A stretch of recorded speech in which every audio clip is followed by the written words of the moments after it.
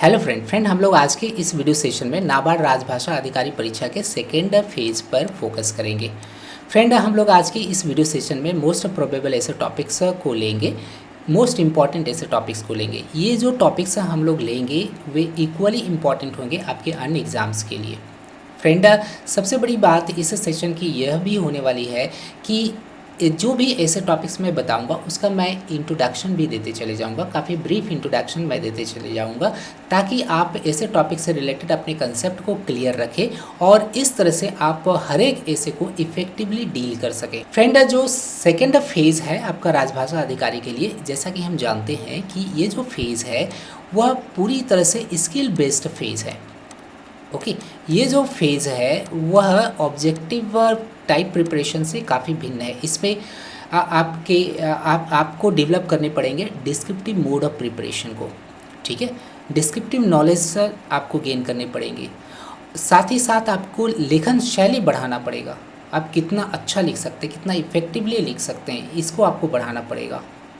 ये इस आर्ट को डेवलप करना पड़ेगा और आर्ट आपको अचानक नहीं प्राप्त हो सकता है। आर्ट ओवरनाइट आप नहीं गेन कर सकते, इसके लिए काफ़ी समय लगेगा, ठीक है। इसलिए आप इस पेपर की इस फेज़ के लिए आपको तैयारी अभी से कर लेना चाहिए। हालांकि जो सिंसियर कैंडिडेट्स होते हैं वे लगभग साल भर इस पेपर के लिए लगे हुए रहते हैं, क्योंकि यही पेपर है जो आपको फाइनलिस्ट बना सकता है, ठीक है। क्योंकि पेपर वन की जहाँ तक बात है तो पेपर वन में कॉमन सी चीज़ें आती है, क्योंकि आप चूँकि राजभाषा अधिकारी परीक्षा की तैयारी कर रहे हैं तो आप obviously at the same time अन्य एग्ज़ाम्स की भी तैयारी कर रहे होंगे। और उसमें और इसमें जो पेपर फेज़ वन है, फेज़ वन में लगभग कॉमन सी चीज़ें आती है और उसमें आप क्वालिफाई हो सकते हैं। किंतु आप सेकंड फेज़ के लिए अगर आते हैं तो काफ़ी आपको मेहनत करने पड़ते हैं इसके लिए। इसलिए प्लीज़ आप इस फेज़ को भी साथ में लेकर के चलें। ओके वेल फ्रेंड, हम लोग थोड़ा सिलेबस पर फोकस कर लेते हैं। जैसा कि आप जानते हैं कि सेकंड फेज़ में आपको दो तरह के पेपर्स देने हैं। सबसे पहला पेपर है जनरल इंग्लिश का, ठीक है, और जो दूसरा जो पेपर है वो है स्पेसिफिक पेपर। जनरल इंग्लिश में कौन कौन से सेक्शन है, कौन कौन से क्वेश्चंस आएंगे, ऐसे आएगा, इसके बाद फिर लेटर आएगा और एक आएगा प्रेसी आएगा, ठीक है। और स्पेसिफिक पेपर की यदि बात करते हैं तो इसमें दो तरह के सेक्शंस आपके आएंगे। पहला जो सेक्शन होगा वो मल्टीपल चॉइस क्वेश्चन आधारित रहेगा, जिसमें 30 क्वेश्चंस रहेगा, जिसमें राजभाषा अधिनियम से संबंधित मल्टीपल चॉइस क्वेश्चंस रहेंगे, ट्रांसलेशन से रिलेटेड, हिंदी से इंग्लिश, इंग्लिश से हिंदी, ट्रांसलेशन से रिलेटेड आपको MCQs मिलेगा, टेक्निकल टर्म से रिलेटेड आपको MCQs मिलेगा, आपका पर्यायवाची शब्द विलोम शब्द से रिलेटेड मिलेगा, हो सकता है पैसेज भी दे दे। तो इस तरह से 30 क्वेश्चंस आपको स्पेसिफिक पेपर में मिलने वाले हैं। और स्पेसिफिक पेपर में डिस्क्रिप्टिव आपको क्वेश्चंस मिलेंगे, जिसमें कि 6 आपको क्वेश्चंस रहेंगे। 6 क्वेश्चन में आपको 4 क्वेश्चंस का जवाब देना है, 2 लॉन्ग टाइप क्वेश्चंस होंगे और 2 शॉर्ट टाइप क्वेश्चंस होंगे, ठीक है।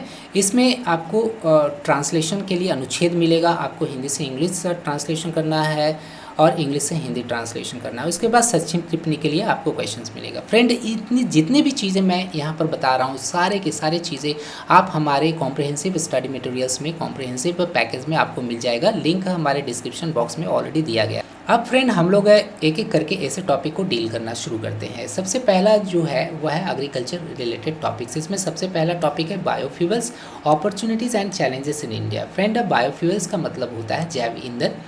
जैव ईंधन ऐसे ईंधन को कहते हैं जो पेड़ पौधों और जानवरों से प्राप्त होता है। इसके लिए भारत में इसको प्राप्त करने के लिए भारत के पास काफ़ी सारी चुनौतियां हैं और यदि अवसर को ढूंढा जाए तब भारत बायोफ्यूल्स काफ़ी मात्रा में प्राप्त कर सकता है। और जो बाहर पर निर्भरता है फ्यूल्स के लिए, उस निर्भरता को भारत कम कर सकता है और इस तरह से वह अच्छे खासे रेवेन्यू की बचत कर सकता है और वो बचत जो होगी वह डेवलपमेंटल वर्क में लगाई जाएगी। तो फ्रेंड ये जो टॉपिक है इम्पॉर्टेंट है, आपको इस पर लिखने की कोशिश कर लेनी है। सेकंड ऐसे टॉपिक है advantages and disadvantages of genetically modified crops in India.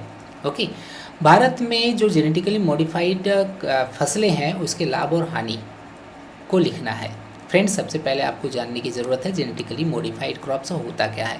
Friend ये ऐसे फसल होते हैं जो बीमारी रोधक होते हैं, जो कम पानी में ज़्यादा से ज़्यादा फसल, कम पानी लेकर के ज़्यादा से ज़्यादा फसल देता है। ओके। और यही कारण है कि भारत फूड क्रॉप्स के मामले में काफ़ी आत्मनिर्भर हुआ है। और आपने न्यूज़ में सुना होगा कि भारत ने अच्छा खासा गेहूं को एक्सपोर्ट करके रेवेन्यू को कलेक्ट किया था। ओके। तो इससे संबंधित आपको एडवांटेजेस और डिसएडवांटेजेस देना है। डिसएडवांटेजेस में ऑब्वियसली क्या है कि चूँकि ऐसे क्रॉप्स आर्टिफिशियली बनाए जाते हैं जो कि हेल्थ के लिए अच्छा नहीं होता है। ओके। और जो थर्ड है टॉपिक है वह है micro irrigation is transforming small farms, छोटे छोटे जो फार्म्स है। ओके। वो जो माइक्रो इरिगेशन है जो सिस्टम है वो कहा जाए तो काफ़ी अच्छा चेंज ला रहा है। क्या इससे रिलेटेड आपको इलुसिडेट करना है, एक्सप्लेन करना है। ओके फ्रेंड, जैसा कि हम लोग जानते हैं कि स्मार्ट फार्मिंग करने की आवश्यकता है। ओके। जैसे ड्रिप इरिगेशन सिस्टम हुआ, बूंद बूंद की जो खेती हो गई, वो उसको यदि प्रमोट किया जाए, उसको यदि अमल में लाया जाए, उसको अगर मटेरियलाइज किया जाए तो कम पानी में हम लोग अच्छे खासे फसल ले सकते हैं। तो वो स्मार्ट फार्मिंग है और उस तरह से इरिगेशन सिस्टम को प्रमोट करना पड़ेगा। तो इससे रिलेटेड ये ऐसे टॉपिक है आपको लिखना है। ओके। जो फोर्थ है ऐसे टॉपिक है वह है organic farming in India. Friend, organic farming in India का मतलब हुआ है भारत में जैव जैव कृषि। ओके फ्रेंड, इसमें केमिकल फर्टिलाइजर्स का यूज़ नहीं होता है। और इस तरह से क्या होता है कि मिट्टी जो मृदा की जो उपजाऊपन है वो बची हुई रहती है। इसमें जो खाद का जो यूज़ किया जाता है वह पूरी तरह से नेचुरल होता है और उस तरह से नेचुरल जो प्राप्त की जाती है फसलें या जो ग्रेन्स है या उपज है वो हेल्थ के लिए भी अच्छा होता है। वो हर तरह से वो फ़ायदेमंद है, चाहे वो मिट्टी की क्या हेल्थ के बारे में बात करें, चाहे मनुष्य के हेल्थ के बारे में, चाहे उस पर निर्भर रहने वाले जितने भी पशु है, पंछी है, सारे के लिए वो फ़ायदेमंद है। तो ऑर्गेनिक फार्मिंग को काफ़ी प्रमोशन दिया जा रहा है इंडिया में। नॉर्थ इंडिया में इस पर बहुत अच्छा खासा काम हो रहा है। तो इससे रिलेटेड आपको जो है ना लेख लिखना है ना। फ्रेंड, हम लोग अब मिसलेनियस टॉपिक्स को एक एक करके डील करते हैं। ठीक है। सबसे पहला टॉपिक है surrogate advertising and the government's preventive measures. Friend, हम लोगों को सबसे पहले जान लेने की ज़रूरत है सरेगेट एडवर्टाइजिंग होता क्या है। फ्रेंड, आप सरेगेट मदर के बारे में ज़रूर सुने होंगे। इसमें ये जो मदर जो होती है वह सब्स्टिट्यूट मदर होती है, वो रियल मदर नहीं होती है। वह ऐसी मदर होती है जो अपने पेट में बच्चे को पाल रही होती है और वो बच्चा किसी दूसरे का होता है। वह अपने कोख को भाड़े पर लगाती है, वो अपने गर्भ को भाड़े पर लगाती है और इसके एवज में वो पैसे लेती है। ये इलीगल है। ओके। तो ऐसे मदर को हम लोग कहते हैं सरेगेट मदर। और यहाँ सरेगेट एडवर्टाइजिंग में क्या होता है कि कंपनियाँ क्या करती है कि अपने इलीगल गुड्स को, अपने इलीगल प्रोडक्ट्स को सेल करती है, अपने ही ऐसे प्रोडक्ट्स को लॉन्च करके जो बैंड नहीं हो, जो इलीगल नहीं हो। ठीक है। जैसे कि शराब को बेच देना अपने किसी सोडा वाटर के नाम से। ओके। गुटखा को बेच देना पान मसाला के नाम से। ओके। तो ऐसे एडवर्टीजमेंट को हम लोग कहते हैं सरेगेट एडवर्टाइजिंग। ओके फ्रेंड, जो नेक्स्ट ऐसे टॉपिक है वह है will fuel and the need for the use of petrol in vehicles in the country in 5 years, give reasons. इसका मतलब यह हुआ कि क्या भारत अगले 5 सालों में पेट्रोल की जो प्रयोग है वो पेट्रोल की ज़रूरतों को ख़त्म कर देगा। अपने कारण दीजिए। फ्रेंड, नितिन गडकरी जी ने यह बात कहा था, जो हमारे परिवहन मंत्री है, उन्होंने कहा था कि आने वाले 5 सालों में हम पेट्रोल पर निर्भरता को ख़त्म कर देंगे। वो कैसे ख़त्म कर देंगे, तो उन्होंने इंडिकेशन दिया था कि वो ज़्यादा से ज़्यादा इलेक्ट्रिक व्हीकल्स को लॉन्च करेंगे, वे ज़्यादा से ज़्यादा बायोफ्यूल्स को प्रमोट करेंगे, नए नए टेक्नोलॉजी को वो डेवलप करेंगे। तो इसके बाद थर्ड जो टॉपिक है वो future of electric vehicles in India. Obviously काफ़ी ब्राइट है, क्योंकि नितिन गडकरी जी ने यह ऑलरेडी इंडिकेशन दे दिया था कि आने वाला जो समय होगा वो इलेक्ट्रिक व्हीकल्स पर आधारित ही होगा भारत। ओके। तो फ्रेंड, इस पर भी आप अच्छी तरह से लिख सकते हैं। फोर्थ भी कुछ ना कुछ इसी चीज़ से रिलेटेड है। यहाँ पर कहा जा रहा है will India be energy independent by 2047, give reasons. क्या भारत 2047 तक ऊर्जा से संबंधित जो ज़रूरतें हैं उस पर पूरी तरह से यह यह आत्मनिर्भर बन जाएगा, वह दूसरे कंट्री पर डिपेंडेंट नहीं रहेगा या पूरी तरह से इंडिपेंडेंट हो जाएगा?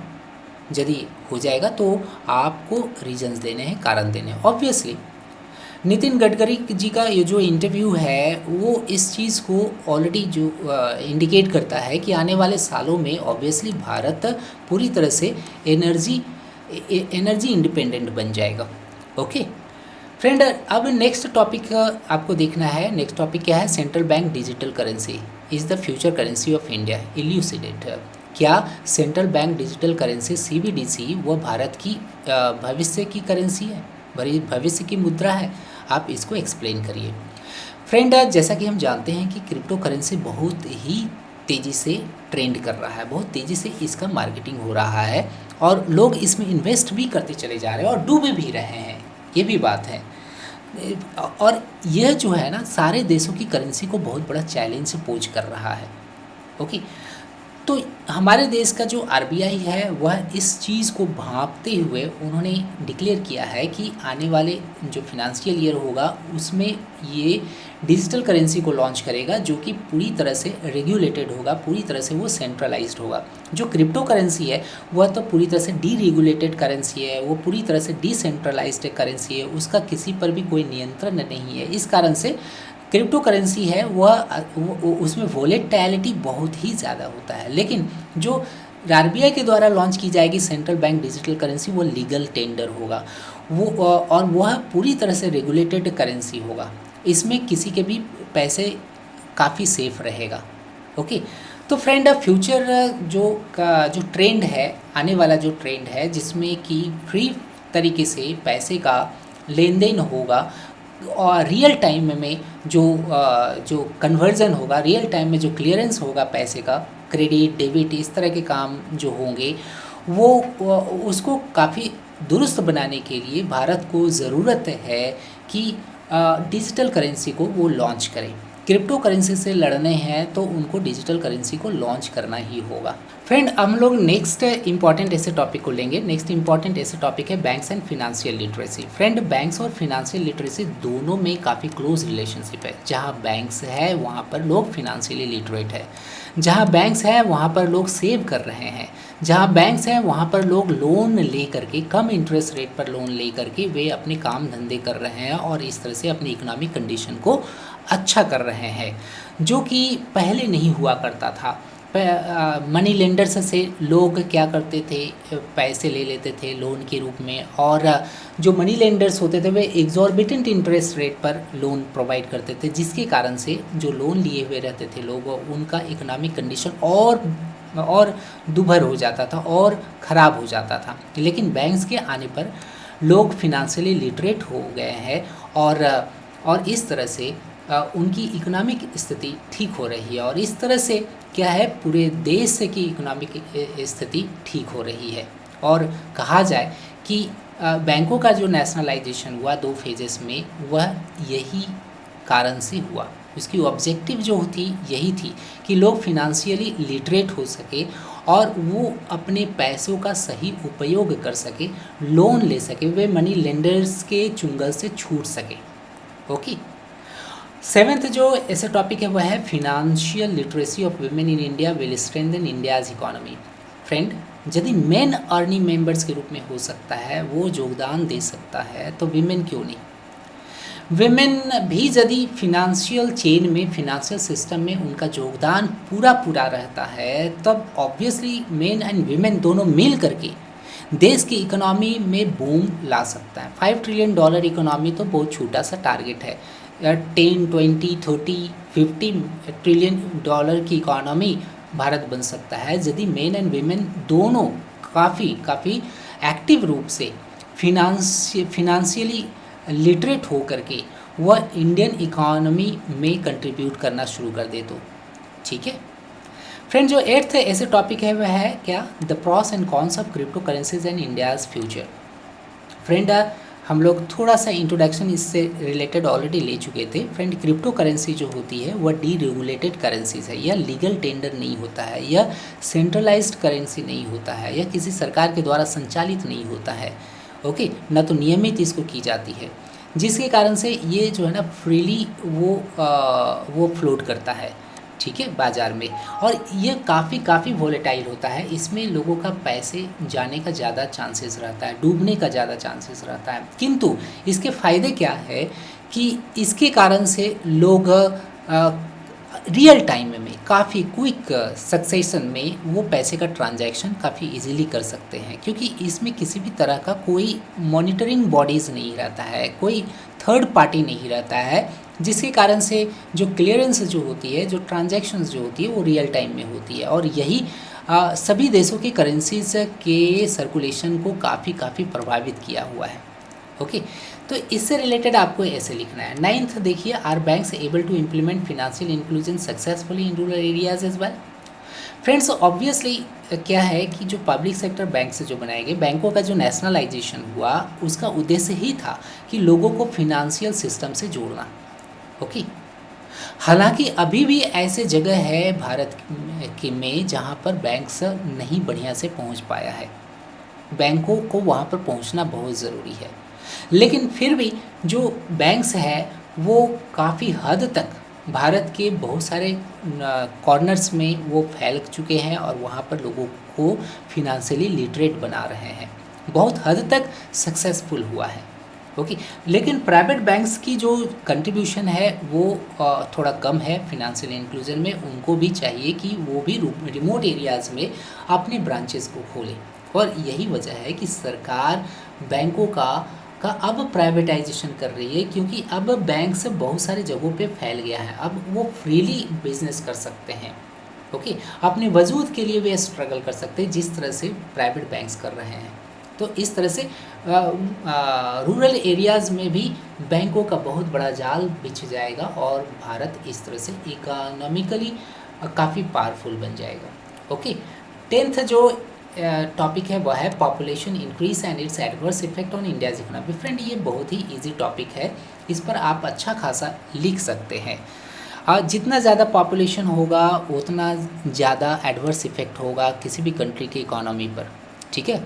कम पॉपुलेशन कम पॉपुलेशन ज़्यादा प्रोग्रेस। ओके, ज़्यादा पॉपुलेशन कम प्रोग्रेस। तो ये काफ़ी सिंपल सा टॉपिक है, आप इस पर आसानी से लिख सकते हैं।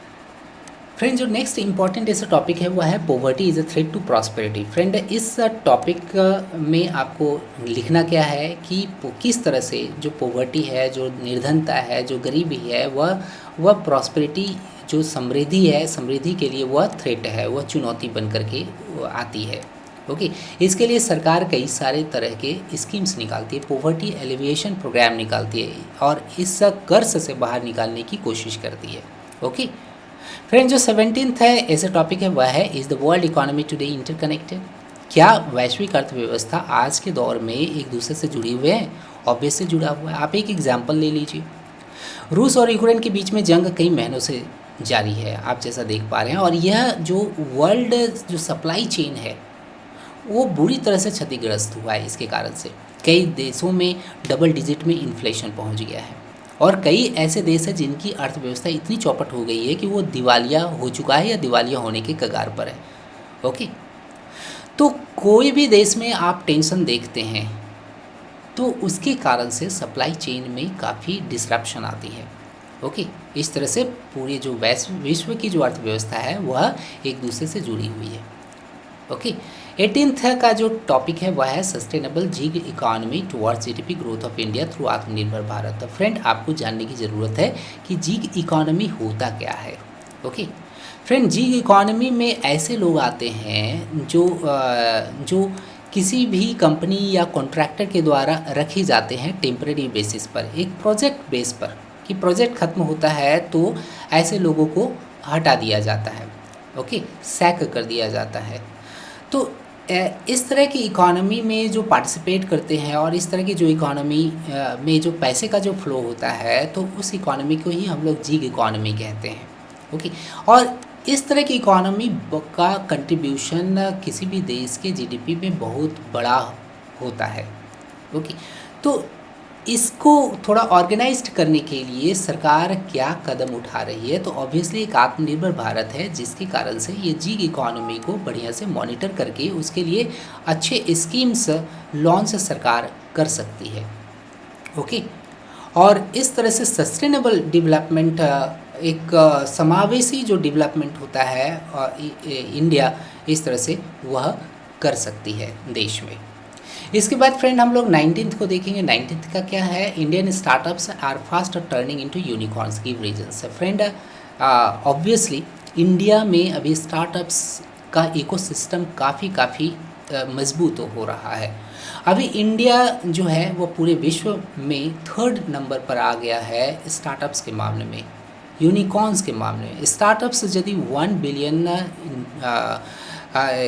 US डॉलर को छू लेता है, उतना उसकी कैपिटल हो जाती है, तो उस स्टार्टअप को हम लोग यूनिकॉर्न कहते हैं। इंडिया में अच्छे खासे यूनिकॉर्न है और स्टार्टअप्स की संख्या हज़ारों में है। ओके। और सभी प्रयासरत है कि वे यूनिकॉर्न्स में कन्वर्टेड हो जाए। ओके। और यह देश की अर्थव्यवस्था को काफ़ी तेज़ी से आगे ले जा रही है और यही एक बहुत बड़ा फैक्टर बनने वाला है जो भारत को $5 ट्रिलियन इकोनॉमी के लक्ष्य को प्राप्त करवा सकता है। ओके। तो फ्रेंड आपको इसी तरह से इस टॉपिक को डील करते चले जाना है, थोड़ा सा तथ्य और आंकड़े के साथ। फ्रेंड जो नेक्स्ट ऐसे टॉपिक है वह है जेंडर डिस्क्रिमिनेशन और इक्वालिटी। फ्रेंड इसका मतलब हो गया लिंग भेद या लिंग समानता। फ्रेंड ये जो टॉपिक है काफ़ी ट्रेडिशनल टाइप का टॉपिक है और इस पर आपके पास बहुत कुछ है लिखने के लिए। सोसाइटी में मेल और फीमेल दोनों में किसी भी तरह का कोई डिस्क्रिमिनेशन नहीं करना चाहिए। दोनों ही एक रथ के दो पहिए हैं, दोनों साथ अगर किसी देश के डेवलपमेंट में योगदान करते हैं तो देश बहुत तेज़ी से आगे बढ़ेगा। इसलिए no gender discrimination should take place in the country. Friend जो नेक्स्ट इंपॉर्टेंट ऐसे टॉपिक है वह है make in India is shaping India's economic future. इसका मतलब यही हुआ कि मेक इन इंडिया जो सरकार की एम्बिशियस प्लान है वह भारत की अर्थव्यवस्था के भविष्य को सुधार रही है। सरकार वोकल फॉर लोकल के लिए आह्वान कर रही है। लोग मोटिवेटेड होकर के इनोवेटिव आइडियाज़ ला रहे हैं और वह देश की अर्थव्यवस्था को सुदृढ़ करने के लिए काफ़ी अच्छा खासा कंट्रीब्यूशन कर रही है। नई चीज़ें बनाया जा रहा है देश में और उसका एक्सपोर्ट हो रहा है। ओके। कई सारे ऐसे स्कीम्स हैं, कई सारे ऐसे सक्सेसफुल इवेंट्स हैं जिसको कि आप मेंशन कर सकते हैं इसमें, इसको इफेक्टिव बनाने के लिए। ओके। फ्रेंड 22nd का जो ऐसे टॉपिक है वह है the rise in inflation rate in India. Okay. Concerns and measures. Friend जो रूस और यूक्रेन का जो युद्ध है और जो टेंशन अलग अलग देशों में जो चल रहा है जिसके कारण से ग्लोबल सप्लाई चेन का डिसरप्टेड हुआ है, उसके कारण से देश में इन्फ्लेशन बढ़ा है। हालांकि इसके अलावे भी कई सारे ऐसे रीजंस है जिसके कारण से देश में इन्फ्लेशन बढ़ा है और बढ़ रहा है। ये ऑब्वियसली कंसर्न्स है। ओके। इसके बारे में आपको लिखना है। इसके बाद फ्रेंड आपका यहाँ पर आता है 23rd ऐसे टॉपिक जो है fake news and how to handle it. Friend fake news मतलब झूठी खबरें। ओके। झूठी खबरें जो होती है वे देश में दंगा फसाद तक करा देती है, मॉब लिंचिंग हो जाता है इसके कारण से, और इसको किस तरह से हैंडल किया जाना है इसके बारे में आपको लिखना है। ओके।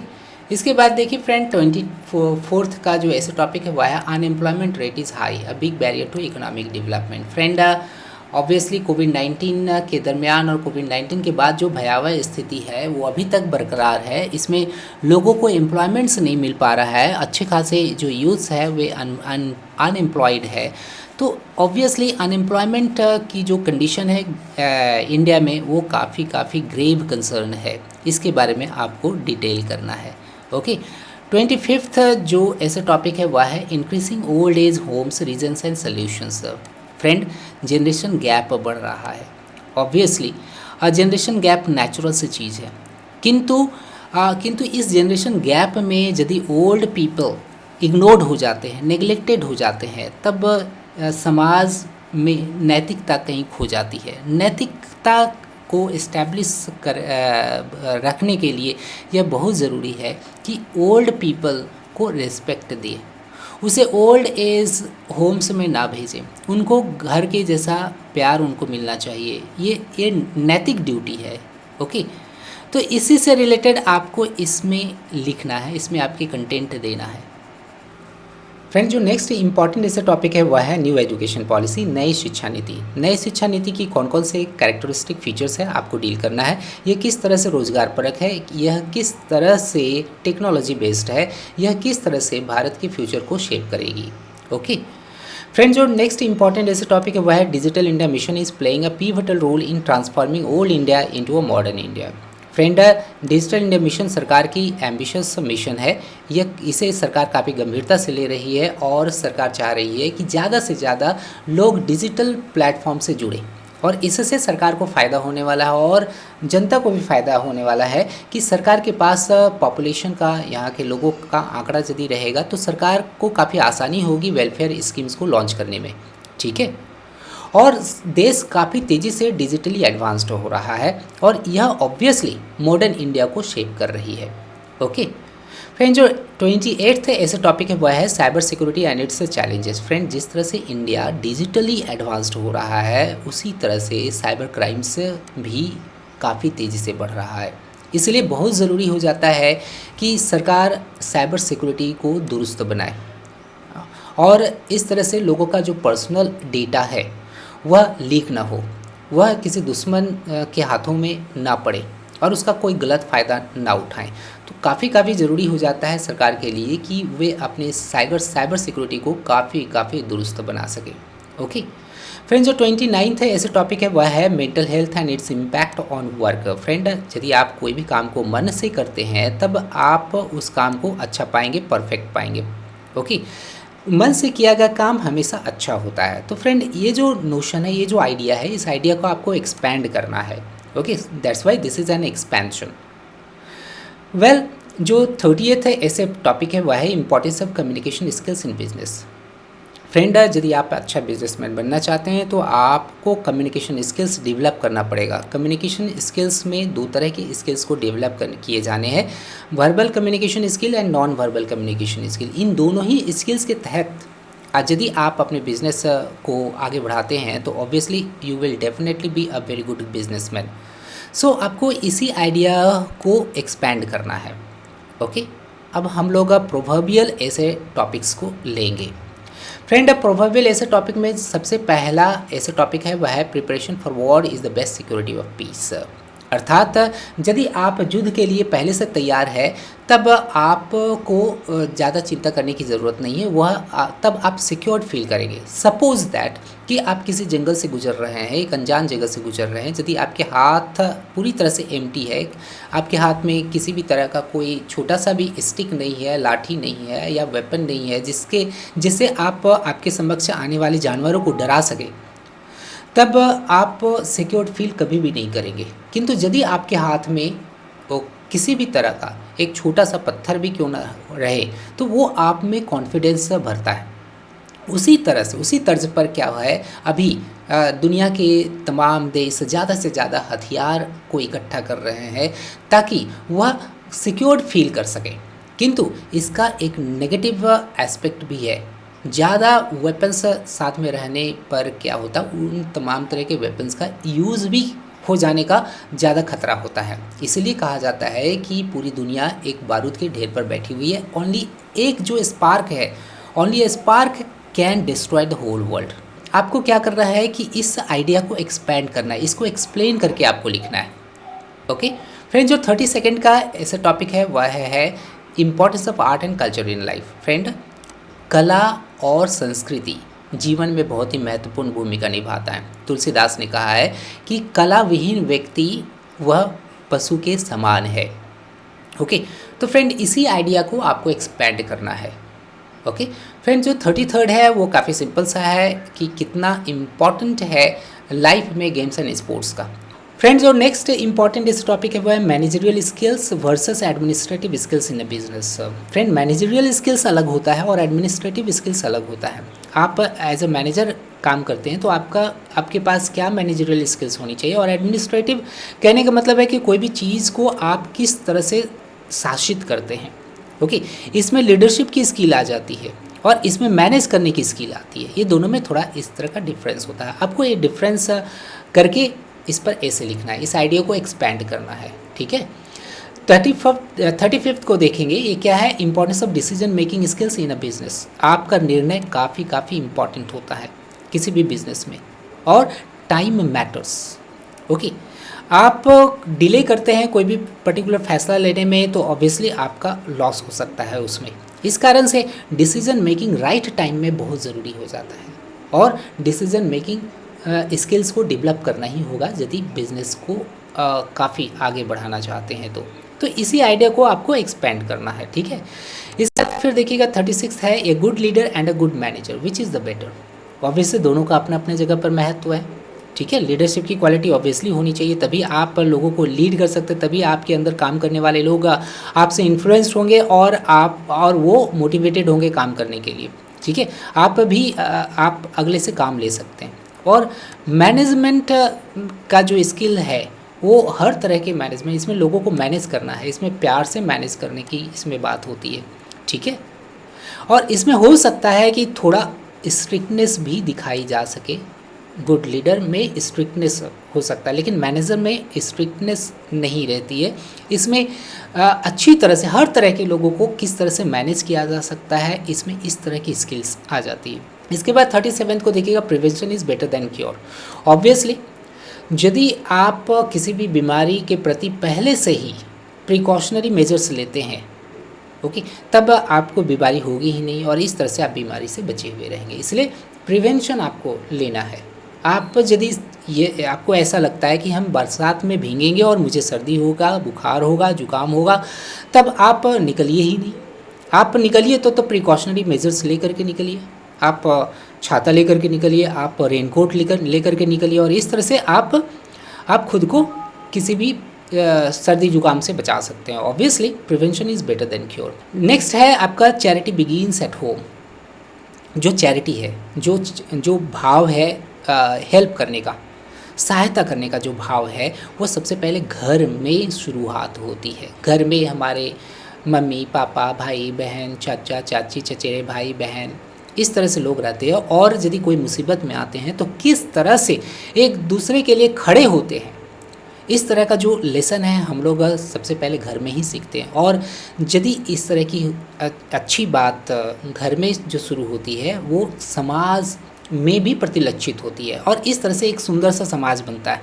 और एक समाज और कई सारे समाज मिल करके वो पूरा देश बनाता है, और इस तरह से पूरे देश में एक दूसरे के प्रति सहायता की फीलिंग ऑब्वियसली डेवलप होगी। तो इस तरह की आइडिया को आपको डेवलप करना है इस ऐसे को लिखने के लिए। तो फ्रेंड, इस तरह से आपको 38 ऐसे टॉपिक्स मिला, जिसमें कि मैंने एक एक टॉपिक को एक्सप्लेन किया, समझाया। आशा करते हैं कि आप एक एक टॉपिक को अच्छी तरह से समझ गए होंगे, और एक एक टॉपिक को आप लिखना शुरू कर दीजिए, ठीक है। यदि कोई टॉपिक नहीं समझ में आता हो तो फिर से आप वीडियो को देखिए, और उस टॉपिक का जो मैंने एक्सप्लेनेशन दिया वो एक्सप्लेनेशन को समझिए और उस पर लिखने का प्रयास करिए। और कोशिश ज़रूर करिए कि फैक्ट्स एंड फिगर्स उसमें ज़रूर डालें। और हर ऐसे का अपना एक फॉर्मेट होता है, उसमें इंट्रोडक्शन दीजिए, उसमें बॉडी रहेगा, उसमें फिर कंक्लूजन आपका फाइनल रहेगा, जो आपका अपना ओपिनियन होगा। फ्रेंड, इस तरह से आप कई सारे ऐसे टॉपिक्स को समझा। अब आशा करते हैं कि आप एक एक का ऐसे टॉपिक पर लिखना शुरू करेंगे। यदि आपकी लेखन शैली कमज़ोर है, इंग्लिश राइटिंग स्किल में आप कमज़ोर है, तब आप हमारे कोर्स पैकेज को ज़रूर देखें, लिंक डिस्क्रिप्शन बॉक्स में प्रोवाइड किए गए हैं। फ्रेंड, आप ज़रूर हमारे राजभाषा अधिकारी के कोर्स पैकेज से जुड़िए और होलिस्टिक तरीके से इस पेपर की तैयारी करें, ओके। आप यदि मेरे लेक्चर को इंग्लिश में सुनना चाहते हैं तब हमारे बैंकवेज के यूट्यूब चैनल में आइए, जहां पर आपको ऐसे से रिलेटेड कई सारे टिप्स ट्रिक्स मिलेंगे, और कई सारे मॉडल ऐसे भी आपको मिलेंगे, okay. Wish you all the best. Thank you.